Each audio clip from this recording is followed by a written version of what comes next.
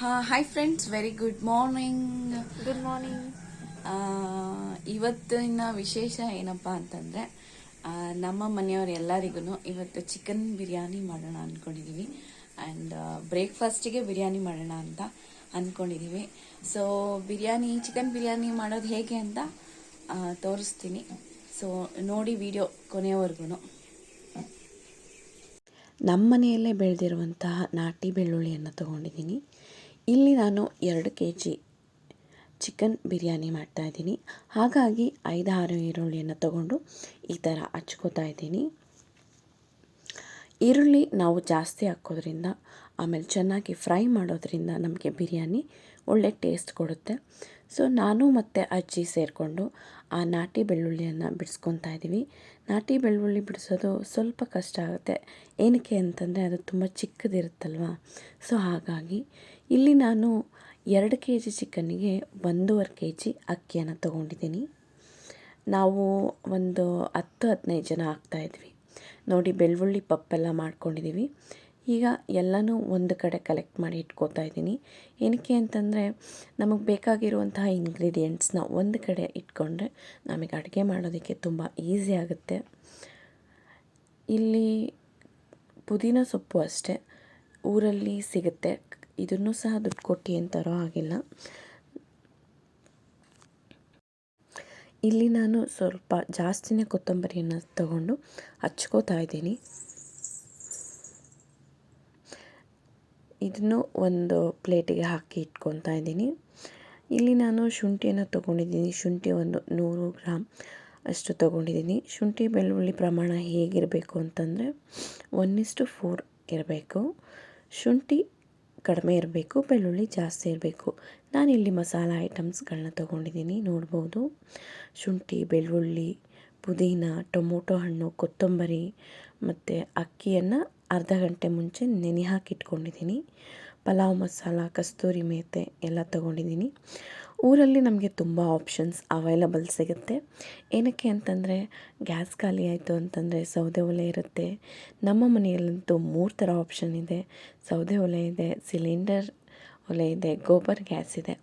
So ನಾವು ಎಲ್ಲರೂ ಇರೋದ್ರಿಂದ ನ್ಯಾಚುರಲ್ಲಾಗಿ ಸೌದೆ ಒಲೆ ಮೇಲೇ ಮಾಡೋಣ ಅಂತಂದ್ಬಿಟ್ಟು ಮಾಡ್ತಾಯಿದ್ದೀವಿ. ಇವಾಗ ನಾನಿಲ್ಲಿ ಪೇಸ್ಟ್ ಮಾಡ್ಕೊಳ್ಳೋದಕ್ಕೆ ಶುಂಠಿ, ಬೆಳ್ಳುಳ್ಳಿ ಹಾಕ್ತಾಯಿದ್ದೀನಿ.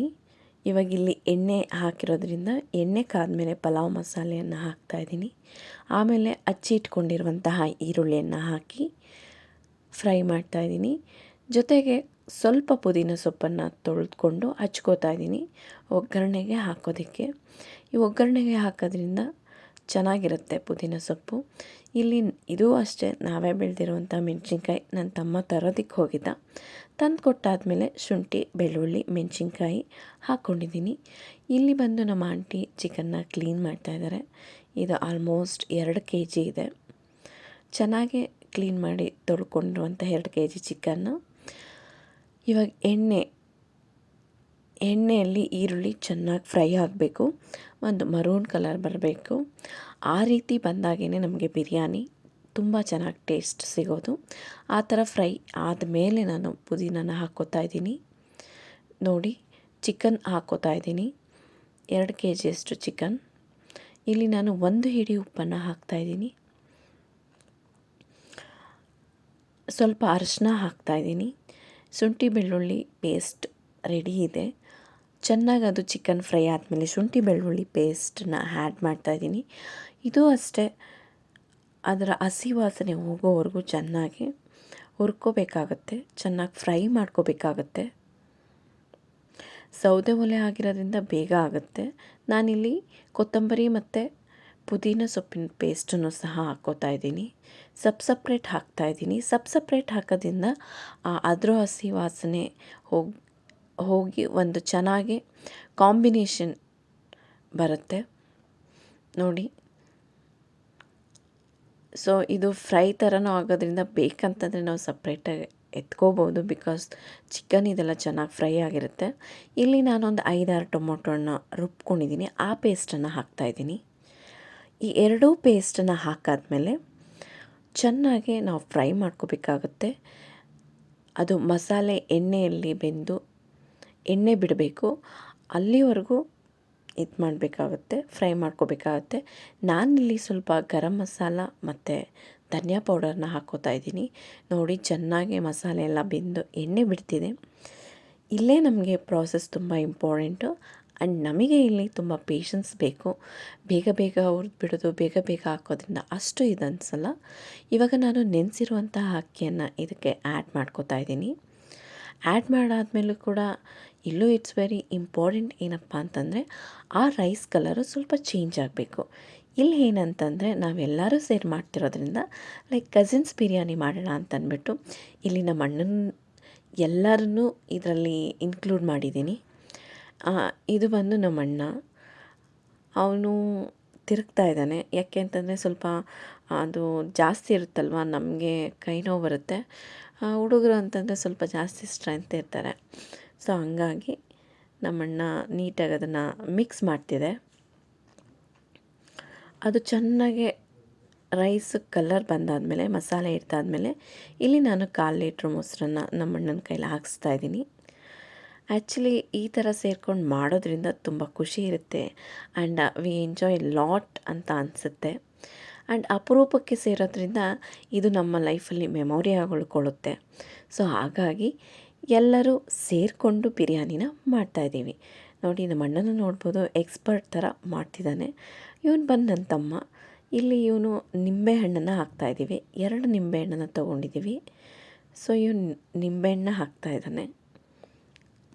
ನಿಂಬೆಹಣ್ಣು ಹಾಕೋದ್ರಿಂದನೂ ಅಷ್ಟೇ ರುಚಿ ಚೆನ್ನಾಗಿರುತ್ತೆ. ಆಮೇಲೆ ಡೈಜೆಷನ್ ಕೂಡ ಚೆನ್ನಾಗಾಗುತ್ತೆ ನಾನ್ ವೆಜ್ ಆಗಿರೋದ್ರಿಂದ.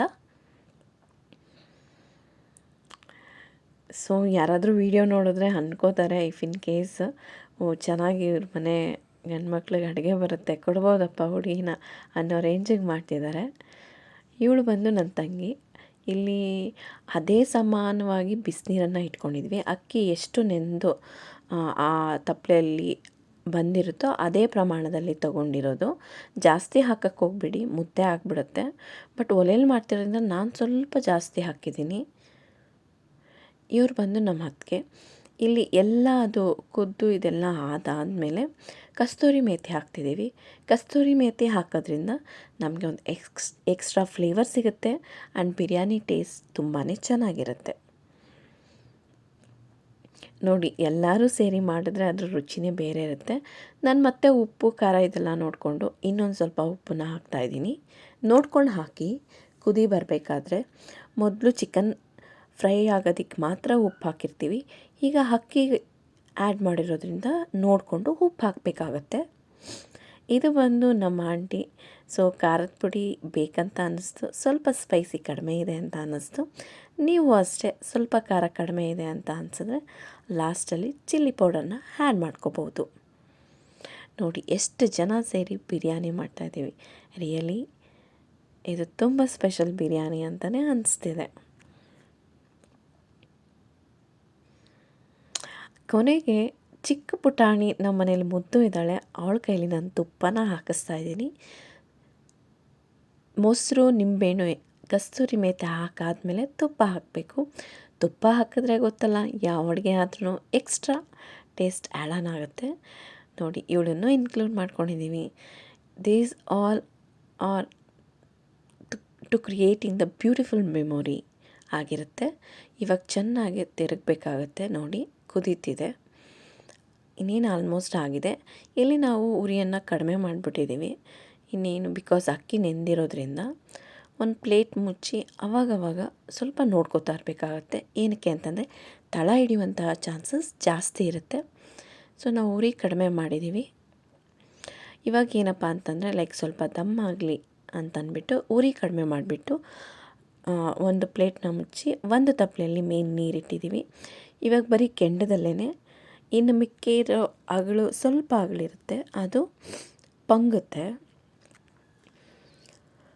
ಸೊ ಫೈನಲಿ ನಾನು ಇದಕ್ಕೊಂದು ಹೆಸರಿಡ್ತಾ ಇದ್ದೀನಿ. This is called cousins biryani, cousins chicken biryani. So finally ready ಇದೆ. ಎಲ್ಲರಿಗೂ ಸರ್ವ್ ಮಾಡ್ತಾಯಿದ್ದೀವಿ. ಆಲ್ರೆಡಿ ತುಂಬ ಲೇಟ್ ಆಗಿಬಿಟ್ಟಿತ್ತು. ಸೊ ಪರವಾಗಿಲ್ಲ, ಜಾಸ್ತಿ ಮಾಡಬೇಕಾದ್ರೆ ಸ್ವಲ್ಪ ಜಾಸ್ತಿ ಟೈಮ್ ತೊಗೊಳುತ್ತೆ. ಸೊ ಎಲ್ಲರಿಗೂ ಹಾಕ್ಕೊಡ್ತಾಯಿದ್ದೀನಿ. ಈ ಥರ ಒಟ್ಟಿಗೆ ಮಾಡಿಕೊಂಡು ತಿನ್ನೋದ್ರಿಂದ ತುಂಬಾ ಖುಷಿ ಇರುತ್ತೆ ಆ್ಯಂಡ್ ನಮ್ಮ ರಿಲೇಷನ್ಶಿಪ್ ಕೂಡ ಸ್ಟ್ರಾಂಗ್ ಆಗುತ್ತೆ. ಕಸಿನ್ಸ್ ಚಿಕನ್ ಬಿರಿಯಾನಿ ಮಾಡಿದ ರೀತಿ ನಿಮ್ಮೆಲ್ಲರಿಗೂ ಇಷ್ಟ ಆಗಿರುತ್ತೆ ಅಂತ ಭಾವಿಸ್ತೀನಿ. ಸೊ ಎಲ್ಲರೂ ಒಟ್ಟಿಗೆ ಕೂತ್ಕೊಂಡು ಚಿಕನ್ ಬಿರಿಯಾನಿನ ತಿಂದ್ವಿ, ತುಂಬ ಚೆನ್ನಾಗಿತ್ತು. ಸೊ ನೀವು ಅಷ್ಟೇ ಈ ಥರದೊಂದು ಮೂಮೆಂಟು ಹಬ್ಬ ಹರಿದಿನಗಳಲ್ಲಿ ಸಿಕ್ಕಾಗ ದಯವಿಟ್ಟು ಎಲ್ಲರೂ ಜೊತೆಗೂಡಿ ಒಂದು ಆಚರಣೆಯನ್ನು ಮಾಡಿ, ಅದರಲ್ಲಿ ಒಂದು ಸಂತೋಷ ಇರುತ್ತೆ, ಒಂದು ಮೆಮೊರಿ ಕ್ರಿಯೇಟ್ ಆಗುತ್ತೆ. ನೀವು ಈ ವಿಡಿಯೋನ ತುಂಬ ಲೈಕ್ ಮಾಡ್ತೀರಾ ಅಂದ್ಕೊಂಡಿದ್ದೀನಿ. Thank you so much for watching friends.